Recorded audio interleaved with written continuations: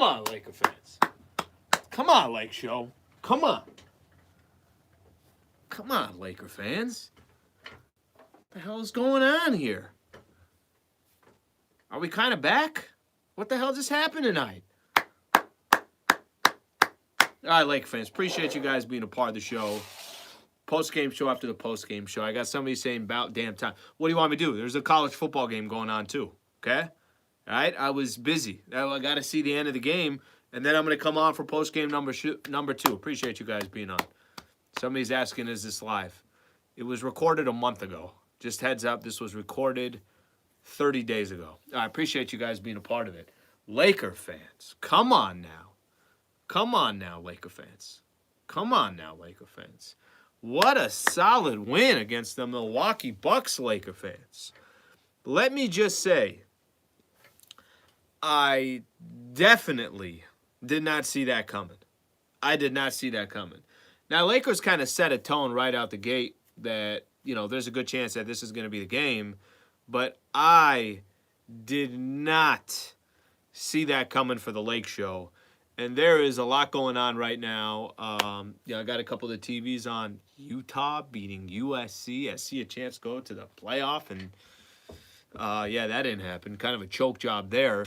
But I got a lot that I want to get into. And I'm going to start off with this. Let me first off just start out this show saying that felt so good to have a real Lakers win. Like a real W. And I got somebody telling me right now, he doesn't know, somebody said something to the effect of, it's been a couple of years since they had a win like that. You might be right. I mean, I genuinely don't remember a game last year where they went on the road and got a big-time W. I do not remember a time that they got a big time W, and it probably happened last year. I can genuinely tell you I don't remember. The COVID year is Lakers had a stretch during that COVID year where, if you guys remember, before COVID happened or started, or before the league got paused or whatever, they had a game against the Bucks on a Friday night against Milwaukee at Crypto, and then a Clipper home game. And the Lakers won both of those games. And I'm not trying to make a comparison to the championship year, but I don't remember the last time the Lakers had a big-time win. So it just felt really, really good to see the Lakers finish this game against the Milwaukee Bucks. Because what could have easily happened, and what looked like might happen, Lakers could have lost that game. Right? Bucks got some opportunities there at the end. And Milwaukee, it's not like they were playing awful basketball. This was kind of a back-and-forth battle between both franchises. So the fact that we can start off our weekend with a Laker win is just awesome, and it's big time. And we're going to spend, obviously, we'll spend as much time as we need to tonight to kind of walk through the whole game and everything else. But I just wanted to start off by just the feeling of having a good win is fantastic. Okay, now let's get into the actual game. Laker fans, let me start off with one specific play. I want to just point out one play that the Lakers had that I really thought you can say was the signature play of the game. I'll get into individuals and all that stuff. I'll do that in a little bit. I got you guys. We'll throw a couple of these out here. I almost had like 3 rounds just boxing over there in the back. So, Lakers are up 3 points, and a possession gets to, I think the ball's kicked out to Chris Middleton, and people are already starting to put it on the comments here. The ball goes out to Chris Middleton, and it gets past him, and it kind of looked like, well, Chris Middleton's going to get to the ball. There's nobody really else in the picture. Westbrook's behind him, so Westbrook doesn't really have an angle. Russ, full out dive, goes down to the floor, and gets enough of the ball that it pops up, and Bron's able to get it. Bron gets to the basket. Giannis is right there. Giannis jumps, throws to the AD, and he dunks the ball. Lakers go up 5 in that situation. The reason why I want to just point out that one play before we get into the details of the game and get into individual performances, and trust me, I will, damn, they wanted that game. damn, that game, it seemed like for the Lakers, maybe it was the, hey, we need a signature win. Maybe it was, hey, let's start this road trip right. Maybe it was Darvin Ham used to be a head coach here, or I'm sorry, used to be an assistant coach here and won a championships, got a lot of history here. But that was a big time play from a player that we've all spent a lot of time criticizing. A lot of time criticizing. So I thought that was the play of the game. There was a lot of other things that happened, but I'm going to look back at this game and I'm going to say that that possession was so key for the Lakers. Such a good moment for Russell Westbrook, and obviously such a good moment for the Lakers. So we'll put that one to the side. I got people saying, yeah, but Russ missed 2 free throws and all that. I'll get into the end of the game for a second because Lakers did dodge a couple of bullets. But the other piece that I want to talk about here real quick is, I have no problem admitting when I'm wrong. No problem. I actually try to highlight it because, it's going to happen. There's nothing you could do. I was doing my radio show this morning, and I was talking about Giannis's stats. Giannis had 2 games against the Lakers last year. And Anthony Davis and Giannis, and you compare those stats, Laker fans, I don't know what to tell you. Giannis was averaging 40-something points in each one of those games, 12 or 13 rebounds, 5 assists, couple block shots. Giannis took his game to another level when he played Anthony Davis. I had a dude who writes for The Athletic, joined us in the pregame show, joined me and Michael, and I asked him the question. I said, look, Giannis, when he goes up against big-time players like Joel Embiid and Jokic and LeBron and Kevin Durant and Steph Curry, does he take his game to another level, or was he just doing this against the Lakers? He's like, Giannis will tell you he doesn't, every game is the same, but he's lying. Giannis takes his game to another level. I point that out because I didn't think AD was going to have a game like this tonight. I watched Anthony Davis the last 2.5, 3 weeks dominate the NBA. I watched Anthony Davis look like an MVP caliber type player in this, let's say, 2.5, 3 week window. I'm also the guy that was wrong for 2 years in a row saying, I think AD is going to compete for a MVP. He goes down with his injuries. Lakers lose to the Suns. Next season, I think AD is going to compete for an MVP. He plays less than half the games last year. It doesn't happen.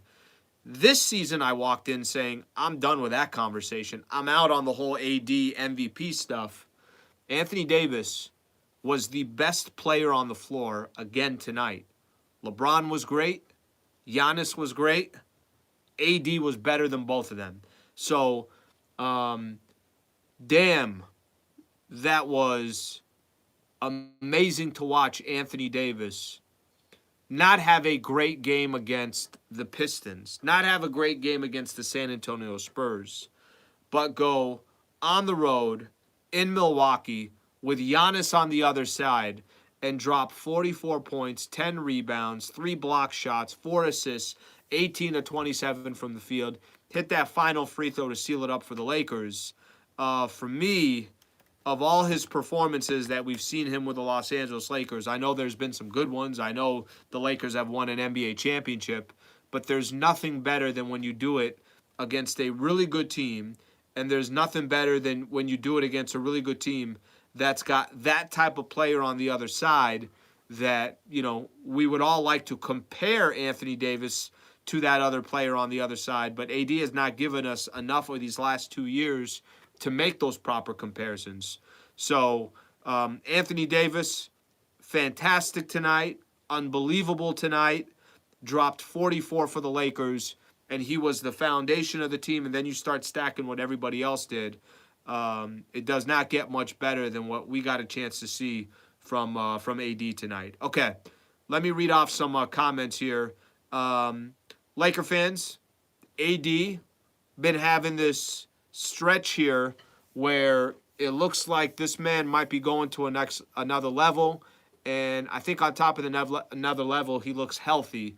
Your thoughts on Anthony Davis and performance? Throw the comments in here, and I'll start getting into it. Okay, so I'm laughing here because, man, it's so nice to get a good win for the Lakers. The vibe is completely different. The post game felt different. This feels different. So it really does feel good to get a win like this. Must be really easy to do a post game when you get a show like this. You're not lying there. I will tell you, sometimes when they lose, like they lost against the Pacers, I felt like I could talk for 7 hours because I was so upset. My man, I got you. I got you.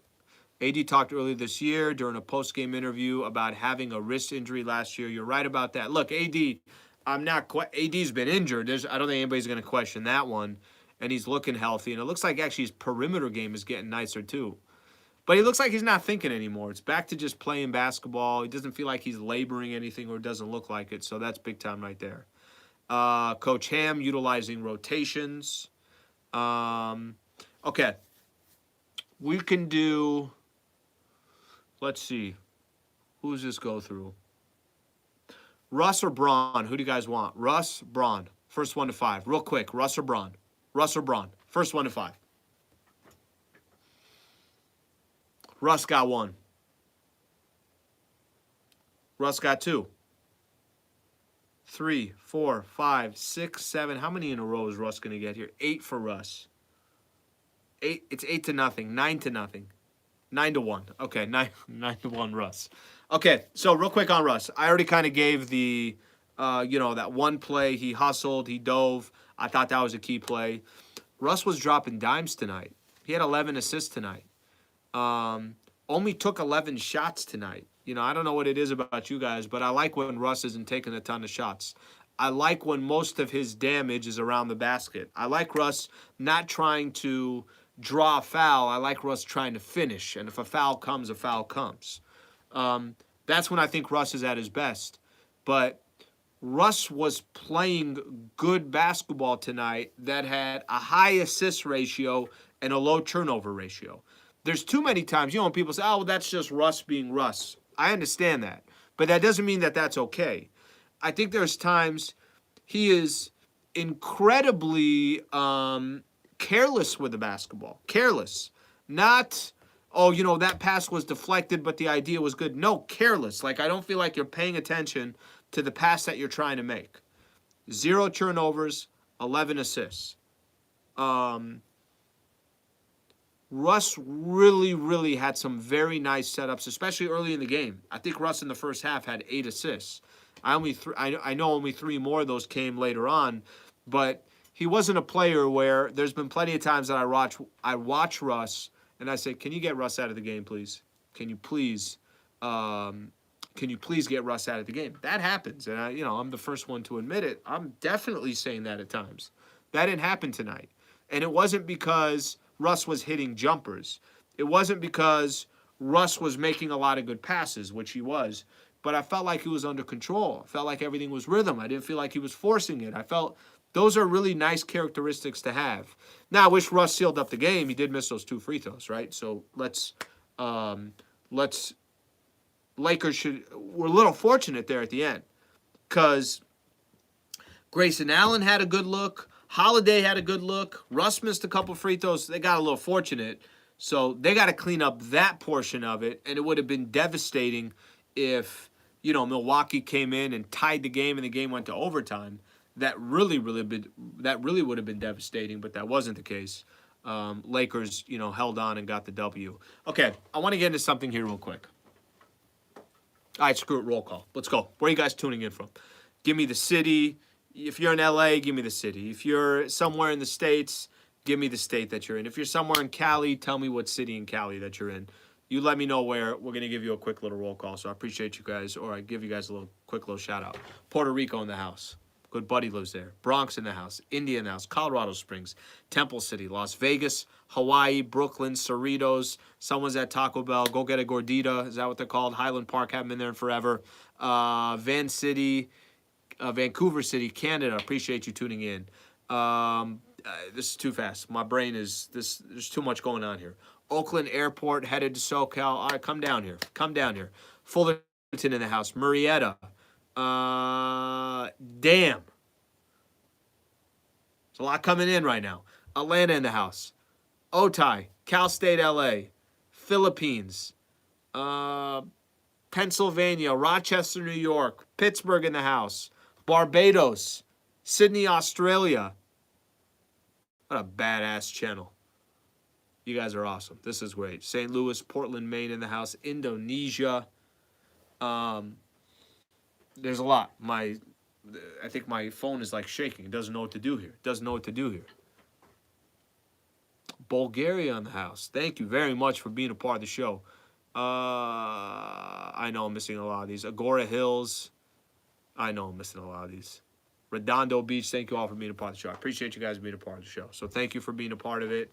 If I do miss you guys, I'll do my best to give you a shout out as the show continues. Upland, Uganda. Thank you for being a part of the show. Little Italy, Uganda. I don't know. I made that one up myself.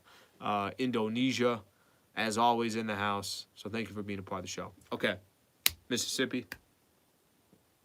Laker fans, I want to do something real quick on Bron and Darvin Ham. I'm going to mesh these two together. Darvin Ham was doing, or no, Bron was doing his post-game interview on the court.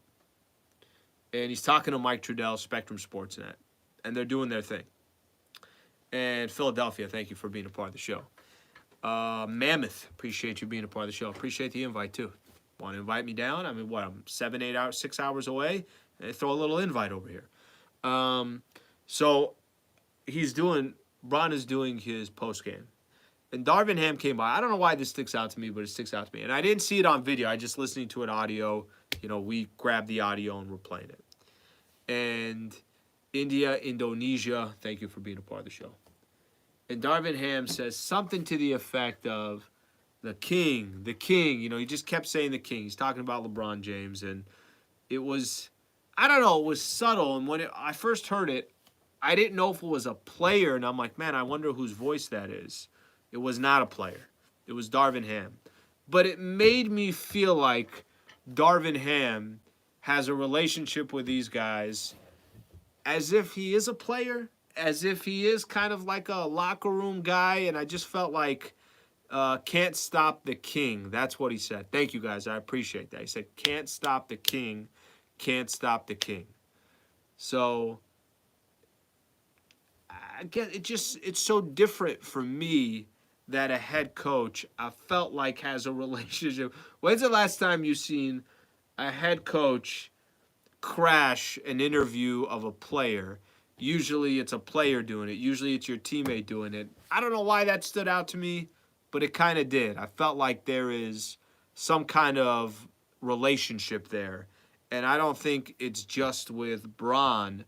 I think it's with all these guys that Darvin Ham has. And, you know, Darvin Ham used to be a head coach, or used to be an assistant coach for the Bucks. He won an NBA championship with the Bucks. This is a big game for him, I'm sure, personally. He talks about how he spends, you know, he has such a great relationship with Mike Budenholzer. Tongue twister right there. He's got such a great relationship with the community. He's got such a great relationship with what he accomplished there.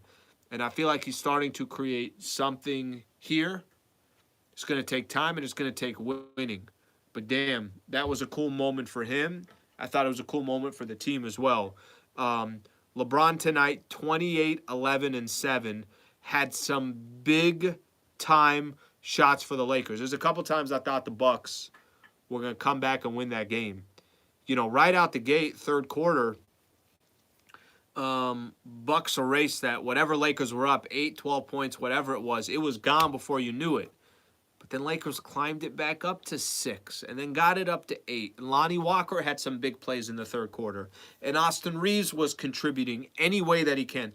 Any way that he can. By the way, Austin Reeves, plus 17 in the plus-minus. Highest plus-minus of anyone on both teams. And all he had was 7 points, 2 assists, and 2 rebounds. But he finds ways to contribute for a team, and good things happen when he's on the floor. So I set all that up because the Lakers could have folded shop in this game a couple different times. Not because they wanted to, but because the Bucks are a really, really good team. I said it in the pregame show. You said pick any team you want in the Eastern Conference. You get any team. Boston's got the best record. You want Boston? No. I want Milwaukee. I think Milwaukee's that good. I think Chris Middleton's that good. I think Drew Holiday's that good. I think if they're healthy, that's the team to beat in the Eastern Conference. But I point that out because Milwaukee's been there before. They won an NBA championship. It's a lot of the same guys that are there. And I felt like in that moment in that game, there were a couple times that Lakers would bend, but they would not break. And that is a really, really good sign from a team that is obviously just trying to make its way this year, get back to 500, and forget the rest of the NBA, convince Laker fans that they could hang with some of these elite teams in the NBA. Okay. You guys got some stuff you guys want me to talk about? You got anything that you want to get into? Now's the time to do it, all right? Only thing I got left that I want to do is look at the game coming up on Sunday, but I will do a couple of these as well. Read up a couple of your comments. Lakers should keep Russ and trade Nunn and Bev. Laker fans, I saw this thing from Zach Lowe. Let me actually read it here real quick because I know people probably want me to get into it anyways. Now I got people saying, should we trade Russ Allen? Let me read off this thing. I want to read it verbatim because I think it's important to do it. Right now, of course, when I need it, it's going to be tougher to find it. So let me say this. Basically, what Zach Lowe was saying that there's interest, internal discussions from the Lakers looking at DeMar DeRozan and Nikola Vucevic from the Chicago Bulls. Okay?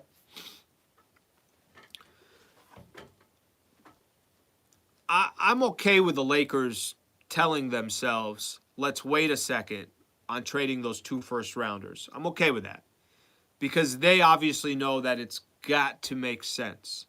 Those are valuable draft picks. You can't just be throwing these out, especially when you don't have that many picks left. So I'm okay with that. However, if you told me the Lakers got a chance at DeMar DeRozan and Nikola Vucevic, specifically DeMar DeRozan, Nikola's an expiring contract, but he's a good player too. He's a guy that can hit from the outside as well. If you told me that the Lakers have an opportunity to go get those players, you're a real team if those 2 guys are on your team, in my opinion, right? Russ, I think we've seen it. It's been inconsistent. It has not been that good of a a connection there, right? The Lakers have had issues with putting themselves in a position where you feel like and you hope that they can compete on a consistent basis. The Lakers got some players. Lonnie Walker's a player. Austin Reeves is a player. My fear with the Bron portion of it is he's in his 20th season. How fresh can this guy be as the season progresses? DeMar DeRozan, that's a real deal player. I think if they have an opportunity to go get guys of that caliber, DeMar DeRozan is that's an all-star. That's a player that, I don't have to tell Laker fans how good he is. So to me, that's a player I think they should definitely, of course they should look at. They could also do some smaller trades. We'll wait by the time December 15th comes around. So we'll take it from there. Somebody's asking, what do you think of Troy Brown's game tonight? Troy Brown's a nice player too. Listen, him and Lonnie Walker, I know Troy Brown we don't talk about enough, but he doesn't bother me when he's on the floor, right? Like, there's certain guys on the floor that you can say, can you get this guy out? I don't say that all the time with Troy Brown Jr., so I give him that credit right there. What's going to give the Lakers the energy Russ gives us off the bench? It's a good question. By the way, it's a good conversation to be having. I'm glad that we're having this conversation because a month ago we were having none of this conversation about Russ, and I think 99% of the people on this channel would say trade Russ. If there are some people now always saying, hey, maybe you should hold on to him, okay, that means the Lakers are on to something. Take my chances there. Okay. Close to 25 minutes here, Laker fans. Today's been a little bit of a long day, Laker fans. Started this morning. What do we got here? I'm going to read one more comment, then we're going to get the hell out of here. See what else we got here. One more good one, Laker fans. Okay, no. I got it. I don't need any help. So thank you. I appreciate it. But I want to get one more thing in here.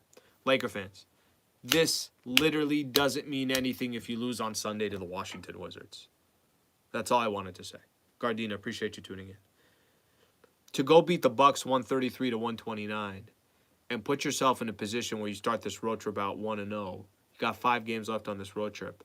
What the hell does this game mean if you turn back around on Sunday? 1:30 pregame show, 3 p.m. tip-off. The Wizards are 11-12 on the season. They're below 500. They just lost, I think, to Charlotte today. Bradley Beal missed a shot there at the end. What does this game mean if you turn around and lose on Sunday to the Wizards? Because I can tell you, for somebody who's got a microphone in front of him a lot, Monday, the Lakers, one of two things can happen. One thing could happen is the Lakers beat the Wizards, and everyone on Monday, local media, national media, is talking about what a start for the Lakers. They finally got that signature win. Everybody's going to be wanting to talk about the Bucks game and then taking care of the Wizards. That's what's going to happen on Monday. However, you lose the game on Sunday. You know what everybody's going to be talking about? Well, it's great you beat the Milwaukee Bucks. That was awesome. They played really good, but they lost to the Washington Wizards. So my hope is that the Lakers, more than anything else, enjoy this win tonight, enjoy part of it tomorrow, and turn the damn page come Saturday night, start getting ready for the Wizards coming up on Sunday, and hopefully do some damage against the Wizards, start this road trip out 2-0. Laker fans, I appreciate you guys so much, taking some time to join the show. Appreciate you guys subscribing to the channel, liking the videos. It means a lot to me, and, I obviously am very... I'm very appreciative of this channel, so thank you for taking the time to do it. Hope you guys have a fantastic rest of your Friday night, a great Saturday. Go watch some USA Netherlands tomorrow at 7 a.m. my time. I'm sure different for you guys. And let's get back on it on Sunday. And I refuse to do a post-game show on Sunday without a Lakers W. We better get that W. Thank you for tuning in. Have a great rest of your night, Laker fans. Appreciate you.